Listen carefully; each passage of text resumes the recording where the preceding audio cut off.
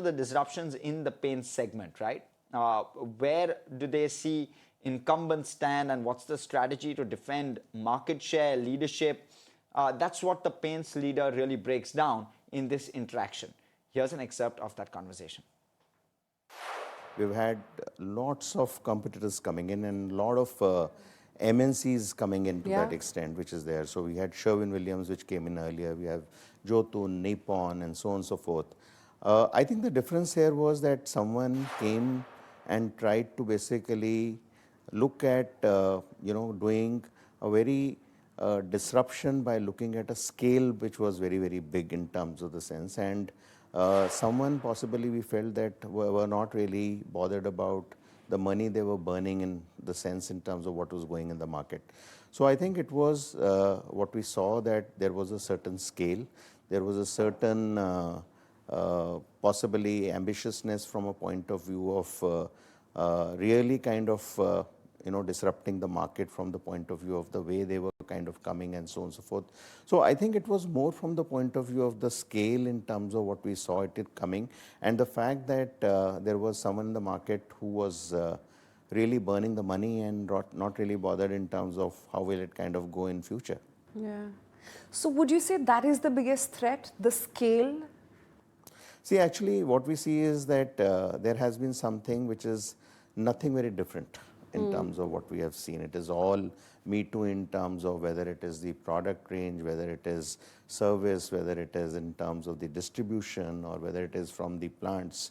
Because actually it is all people from Asian Paints only who have gone there to that extent. So from that point of view... it's a compliment. Yeah, it is. It is the compliment. It is. And that has always been in the industry. We have all people from Asian Paints all across to that extent. So I think from that point of view, there has been nothing different. But I think the only difference which we felt was that the kind of, possibly discounting, the kind of possibly the burning of the money was something which aggression, was very, basically. It was very, very high to that extent. No, there can be aggression in marketing, there can be aggression in innovation, but it is aggression from a point of view of discounting in terms of what we saw, which was something which was very different in terms of what is there, and we felt that possibly it kind of just carried on for a while to that extent. But does it work in your industry? Because continual discounting would then also mean quality suffers, right? Or does it not? I'm just trying to understand this better. So actually I think that's a good point, because today if you look at it, our industry is not like an FMCG, okay? It's neither like a consumer durable, it is something in between. And at the same time, the consumer in a paint industry is coming for painting once in 5 years, okay?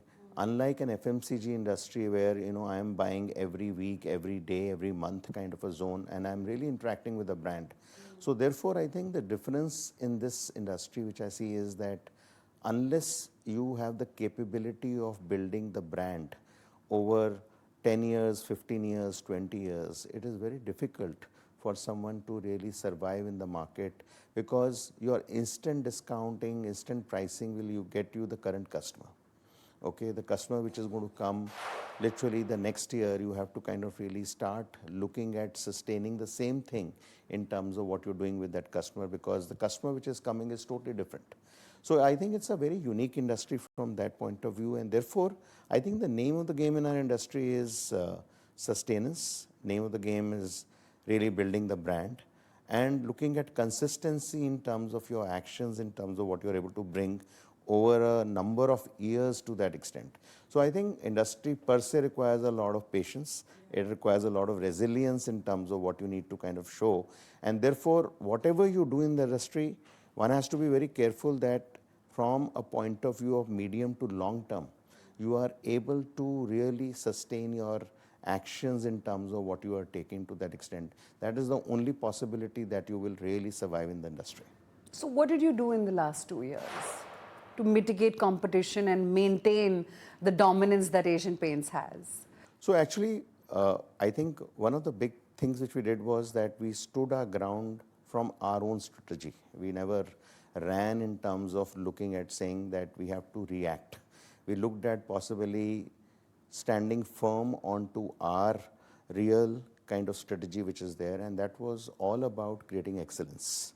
So right from the point of view of looking at brand, where we looked at creating our own brand excellence and really building the brand equity, because we felt that that is one area which the customer really trusts this brand. And we look at in terms of so many ways where you could kind of really say that Asian Paints continues to stay top of the mind of the customer as we kind of go. And therefore, the initiatives which we took were very many in terms of saying that you are reaching to the customer not in the conventional manner, you are looking at the customer very differently. And not only that, you are looking at the segmentation of today, which is the millennials, the Gen Zs, so very differently, so that today you are not just a legacy brand, but you are also a brand of the future in terms of what you're connecting with. So I think that was the one very big area in terms of what we appropriated. Along with that, I think we gave an impetus in terms of looking at our whole area of executional excellence, because that is one thing which Asian Paints has always been very proud of the way in terms of how we approach our distribution, our supply chain, our whole area of looking at how we work with technology.